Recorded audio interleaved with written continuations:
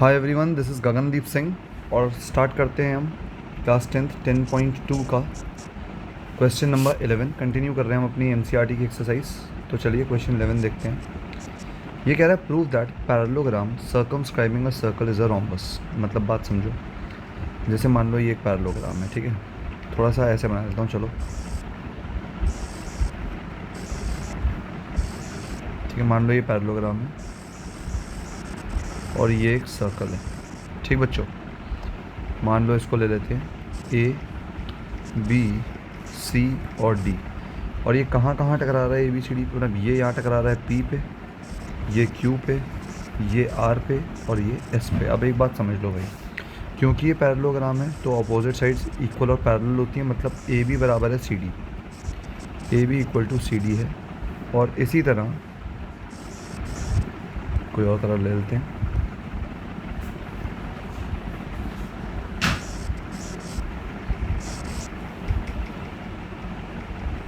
A D equal to B C है as it is a parallelogram. Rhombus proof करने के लिए हमें चारों साइड इक्वल प्रूफ करनी है, बस इतना सा खेल है इस क्वेश्चन का, ठीक है। तो देखो पहले क्या करोगे आप टेंजेंट्स की प्रॉपर्टी यूज़ करनी शुरू करोगे। जैसे आप सिंपली देख सकते हो कि जो इस पॉइंट से टेंजेंट बन रहा है ये साइड में और ये साइड में, ये बराबर होता है, हमें पता ही है। तो हमने कहा D R is equal to D S, ठीक है भाई। ऑरेंज वाली लाइन का सब एक तरफ लिख लूँगा मैं। इसी तरह ये C R equal to C Q, क्योंकि एक पॉइंट से निकलने वाले टेंजेंट बराबर होते हैं। C R equal to C Q, यानी इधर वाली लाइन के और इधर वाली लाइन के लेफ्ट में लिख लूँगा, ये और ये राइट में लिखूँगा। तो अब बात करता हूँ ए पी की। ए पी बराबर ए एस, ऐसे ही बी पी बराबर बी क्यू, ठीक है भाई। चारों को ऐड कर दो तो क्या बन गया, D R plus C R plus A P plus B P equal to D S plus A S plus B Q plus C Q. अगर आप गौर से देखो तो D R plus C R क्या बना, डी आर ये और सी आर ये, डी आर ये और सी आर ये, यानी पूरा बन गया डी सी। तो ये हो गया डी सी। ऐसे ही ए पी और बी पी क्या है, A P A B P A, मतलब ए बी बराबर D S equal to A S, ठीक है। D S plus A S, sorry. तो डी एस ये रहा, ए एस ये रहा, मतलब पूरा ए डी। और B Q plus C Q, B Q ये रहा, सी क्यू ये रहा, मतलब पूरा बी सी। तो D C plus A B, यानी कि ये डी सी प्लस ये ए बी बराबर आया A D plus B C, यानी दिस प्लस दिस के। अब एक सीधी सी बात है, हमें पता है कि जो ये डी सी या सी डी है वो ए बी के बराबर है। तो आप चाहो तो इसकी जगह भी ए बी लिख दो, तो A B plus A B equal to, ऐसे ही अगर आप देखो तो जो बी सी है ये ए डी के बराबर है, तो इस ए डी की जगह भी बी सी लिख दो, B C plus B C, ठीक है भाई। तो क्या हो गया, twice of A B equal to twice of B C. 2 से 2 कटा तो ए बी बराबर आ गया बी सी के, ए बी बराबर बी सी। अब मेरी बात ध्यान से सुनना, यानी आपने क्या प्रूव करा, हमने प्रूव करा कि ये ए बी बराबर है बी सी के, और ए बी पहले से सी डी के बराबर था तो इसके बराबर भी हो गया, और ये इसके बराबर था तो चारों बराबर हो गए। Therefore A B equal to B C equal to C D equal to D A. Therefore it is a rhombus, क्योंकि चारों साइड इक्वल आ गई। सिंपल सा क्वेश्चन था, कोई बहुत कॉम्प्लेक्स चीज़ इसमें नहीं है, ठीक है भाई। आराम से देख लो, पूरा सोल्यूशन आपके सामने है। मैंने सारे अब लॉजिक्स और थ्योरम नहीं लिखे, अब आप सब जानते हो, मैं आपको काफ़ी करा चुका हूँ डिटेल में। तो आप सिंपली अब आंसर्स लिख सकते हो, आई मीन थ्योरम्स आप अपने आप लिखोगे कि ये क्यों बराबर हुआ, ये सब अब आप लिखोगे। फिर ये आपने क्या करा, ऐड करा है, ये इक्वेशन 1 2 3 4, तो एडिंग 1 2 3 4 ऐसे। Now you have to write these things. चलिए सेकंड क्वेश्चन देखते हैं। सेकंड नहीं, आई मीन क्वेश्चन नंबर 12। काफ़ी इंपॉर्टेंट और इजी क्वेश्चन है ये। 12th क्वेश्चन कहता है बच्चों कि एक ट्रायंगल है ए बी सी, ठीक है। चलो बना लेते हैं एक ए बी सी।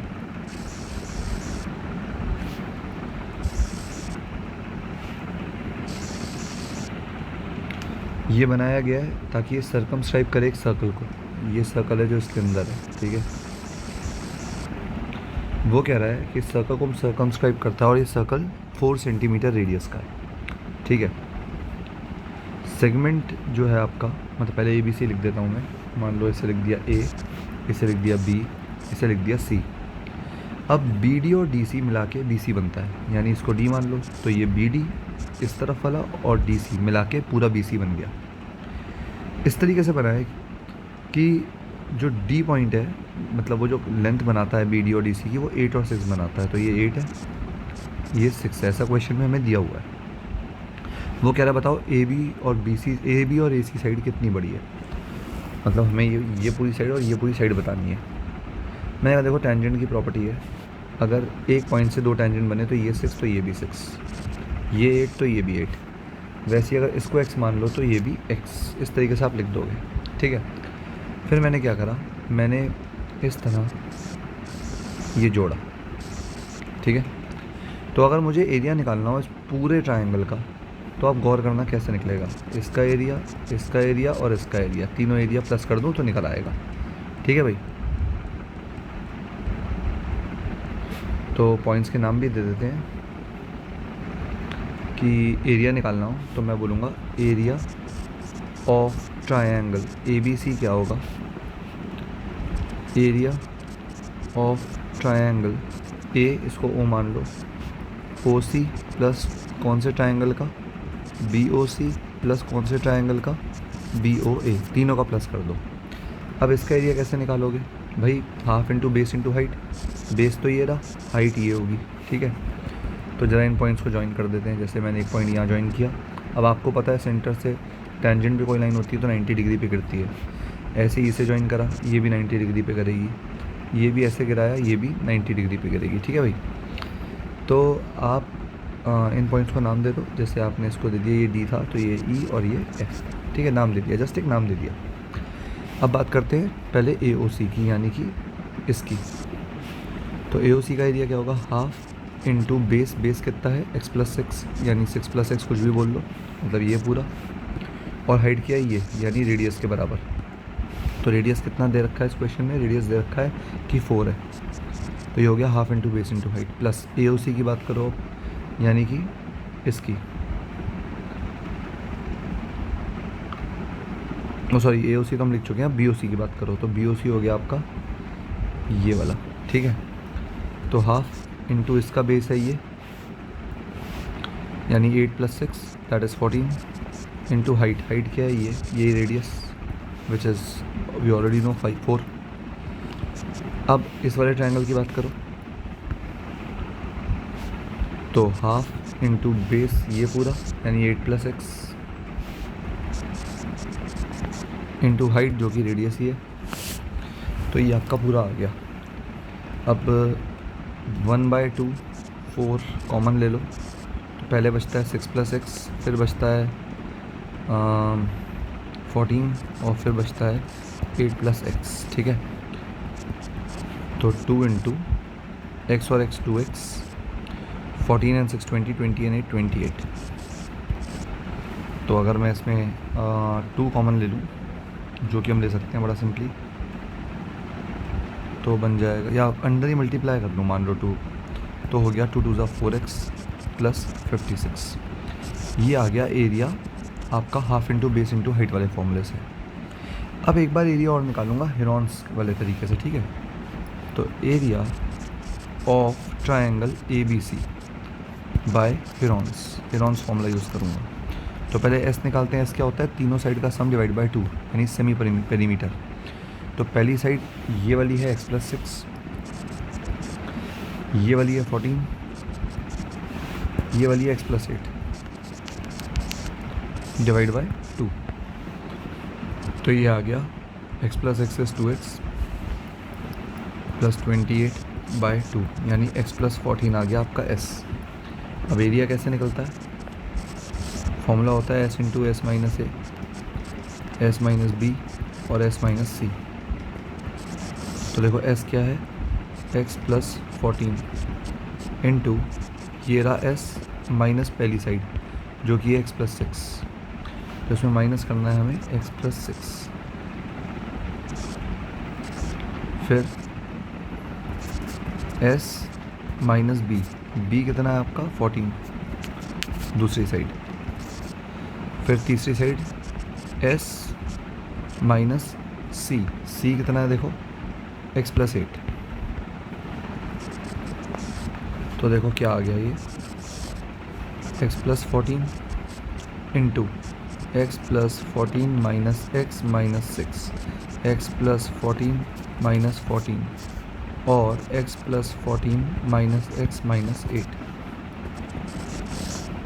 ये हो गया x प्लस 14 इंटू ये कटा 14 में 6 गया, बचा आपका 8,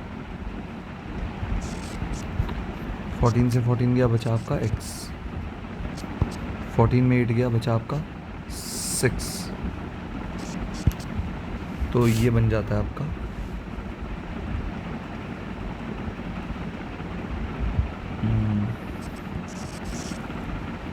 x प्लस 14 इंटू 8 6 48, 48x। तो ये आ गया आपका एरिया। ठीक है, तो दो तरीके से एरिया आपका आ गया है, एक एरिया आपका ये आया है और एक इसी ट्रायंगल का एरिया आपका ये आया है। तो दोनों बराबर ही होंगे क्योंकि हैं एक ही ट्रायंगल के एरिया, मतलब ये और ये बराबर है। आप कह सकते हो इक्वेशन 1 इक्वेशन 2 दोनों को इक्वेट कर लो। तो यानी 4x प्लस 56 एक्चुअल में बराबर है x प्लस 14 इंटू 48x के। ठीक है भाई, सिंपल सी बात तो यही है। फिर अब हमने क्या करा, हमने कहा अगर ये दोनों बराबर हैं तो सॉल्व करते हैं स्क्वायरिंग बोथ साइड्स। तो 4x प्लस 56 का स्क्वायर बराबर हो गया, अब रूट को स्क्वायर करोगे तो रूट हट जाएगा, x प्लस 14 इंटू 48x के, ये 14 है। अब थोड़ा सा सॉल्व करने की कोशिश करते हैं। तो देखिए क्या बना, आप ध्यान से देखो, ये है 4x plus 56 into 4x plus 56 जो कि स्क्वायर है, इक्वल टू 48x ऐसी रहने दीजिए, x प्लस 14 नीचे ले जाइए। ठीक है, कॉमन लेके देखिए कुछ, जैसे इसमें आपको दिख रहा होगा ऊपर 4 कॉमन आ जाएगा पहले वाले में, तो बचा x प्लस 14। अगले में भी 4 कॉमन लेंगे तो आएगा x प्लस 14, पूरा मल्टीप्लिकेशन में है, और x plus 14 equal to 48x। तो एक x प्लस 14 से एक x प्लस 14 कट गया, तो बचा क्या 4 4 16 into x plus 14 equal to 48x। तो 16x plus 224 equal to 48x। तो 224 आ गया आपका 32x के बराबर, और x आ गया आपका 224 अपॉन 32, यानी x आ गया आपका 7। अब x 7 आ गया तो साइड्स क्या थी देखिए, ये था x और 6, यानी 7 और 6, 7 और 6 कितना होता है 13, और ये साइड कितनी है x 7 आया ना, हाँ ये साइड हो गई आपकी 7 और 8, और 7 और 8 आपका होता है 15। तो a भी आपका 15 के बराबर और ए सी आपका 13 के बराबर। तो किया क्या, एक बार half into base into height से एरिया निकाला, एक बार हेरोन्स फॉर्मूले से एरिया निकाला, और बाद में दोनों को इक्वेट करके सॉल्व करा। क्वेश्चन टफ नहीं है, पेशेंस मांगता है बस।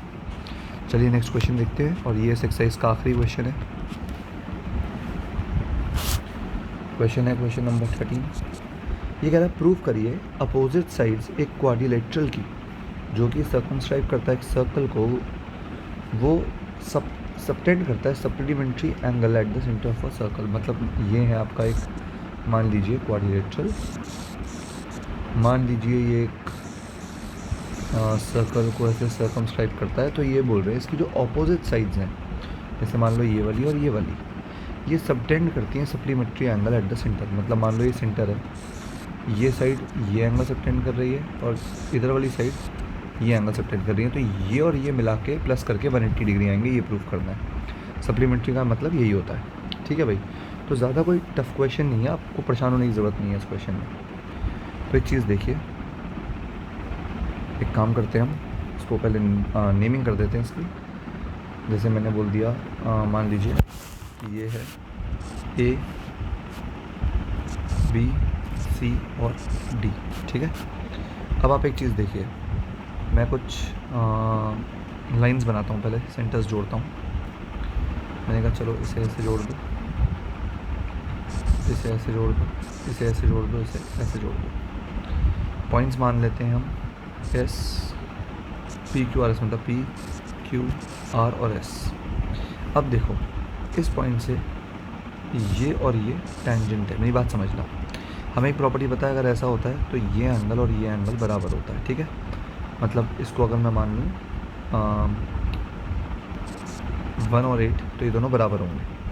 और क्यों होंगे, देखो ये साइड इस साइड के बराबर, ये कॉमन, और ये 90 डिग्री, तो राइट एंगल हाइपोटेन्यूज और साइड, राइट एंगल हाइपोटेन्यूज और साइड, और इसके वजह से दोनों कॉन्ग्रुएंट होते हैं और सी पी सी डी से 1 और 8 बराबर हो जाते हैं। पूरा लिखने की ज़रूरत नहीं है, ये डायरेक्ट प्रॉपर्टी की तरह भी आप यूज़ कर सकते हो। क्वेश्चन ज़्यादा मार्क्स का है तो आप पूरा लिख के भी दिखा सकते हो। तो सिंपल भाषा में आप लिख सकते हो कि 1 और 8 बराबर है। ठीक है भाई, तो ये बात भी आप कह सकते हो या लिख के भी दिखा सकते हो। तो चलो मैं लिख के दिखाऊंगा, लिख के दिखाओगे तो ज़्यादा अच्छी बात रहेगी। ठीक है, ये साइड आपकी ओ है ऊपर वाली, तो मैंने कहा in triangle A O S and triangle A O P. देखो भाई, angle O S A equal to angle O P A equal to 90 degree. Logic आपको पता है कि जो रेडियस होता है टेंजेंट पे, पॉइंट ऑफ कांटेक्ट पे 90 डिग्री होता है, मतलब ये दोनों 90 हो गए। फिर मैं क्या बोल रहा हूँ, ओ ए इक्वल टू ए ओ, क्यों, कॉमन, यानी ये दोनों, ये आप मतलब दोनों में है। और फिर लास्ट चीज़ आती है आपकी कि A P equal to A S equal to A P, मतलब यानी कि ये चीज़ बराबर है इस चीज़ के। और क्यों बराबर है, क्योंकि टेंजेंट्स हैं, tangents from a point are equal. एक पॉइंट से टेंजेंट्स होते हैं वो इक्वल होते हैं, सिंपल सी बात है, कोई टफ चीज़ नहीं है। इस हिसाब से triangle A O S is congruent to triangle A O P, reason is R H S rule. और ऐसा है तो angle 1 equal to angle 8 C P C T. इसी तरह बच्चों 2 और 4 एंगल बराबर होंगे, ये दो कलर से लिखता हूँ, 2 और 4, 2 और 3 लिख लो चलो इसे, तो एंगल 2 और एंगल 3 बराबर होंगे। ये 8 था, ये 1 था। इसी तरह 4 और 5 बराबर होंगे, 6 और 7 बराबर होंगे सिमिलरली। ठीक है भाई, अब आप क्या करो, ये सब आपके एंगल बराबर आ गए। आपको पता है ये पूरा जो गोल एंगल है ये 360 होता है, तो add angle 1 plus angle 2 plus angle 3 plus angle 4 plus angle 5 plus angle 6 plus angle 7 plus angle 8। ठीक है, ये किसके बराबर होता है, 360 डिग्री के बराबर। क्यों होता है, एंगल अराउंड अ पॉइंट, जैसे ये पॉइंट है तो ये पूरा एंगल इसके आसपास 360 होता है मिला के। लेकिन हमें एक बात पता है कि 1 और 8 बराबर है, हमने यहाँ कहा है। ठीक है, तो ये और ये बराबर है, तो मैं 8 की जगह 1 ही लिख दूँ, तो एंगल 1 प्लस एंगल 1। ऐसे ही 2 और 3 बराबर है, तो मैं 3 की जगह 2 ही लिख दूँ, तो एंगल 2 प्लस एंगल 2।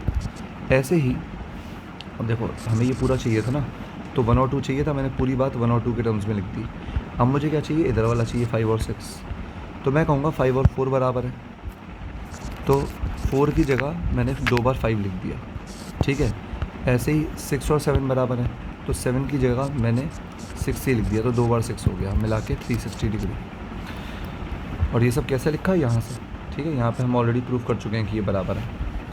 तो twice of angle 1 plus twice of angle 2 plus twice of angle 5 plus twice of angle 6 equal to 360 degree. Twice common ले लो, तो angle 1 plus angle 2 plus angle 5 plus angle 6 equal to 360 degree. 1 ज़ा ये 180 हो गया, तो angle 1 plus angle 2 plus angle 5 plus angle 6 equal to 180 degree. और 1 और 2 कितना है, ध्यान से देखो, 1 और 2 है इतना, ब्लू से बनाता हूँ इतना, यानी AOB। ये हो गया मिला के एंगल AOB। और 5 और 6 कितना है, इतना, यानी मिला के हो गया DOC, एंगल DOC। और ये आ गया 180 डिग्री, मतलब दे आर सप्लीमेंट्री। तो अगर आप ध्यान से देखो तो एक साइड ये थी, एक साइड ये थी, दोनों अपोजिट साइड्स थी। ये और ये जो एंगल सबटेंड कर रही हैं, दोनों को ऐड करो तो 180 डिग्री आया। और यही हमें प्रूव करना था कि दे आर सप्लीमेंट्री। तो therefore they are supplementary, hence proved. यही चीज़ आपको बस प्रूव करनी थी। आई होप आपको समझ में आई होगी। तो इसके लिए इतना ही, मिलेंगे आगे नेक्स्ट वीडियोज़ में। Till then thank you.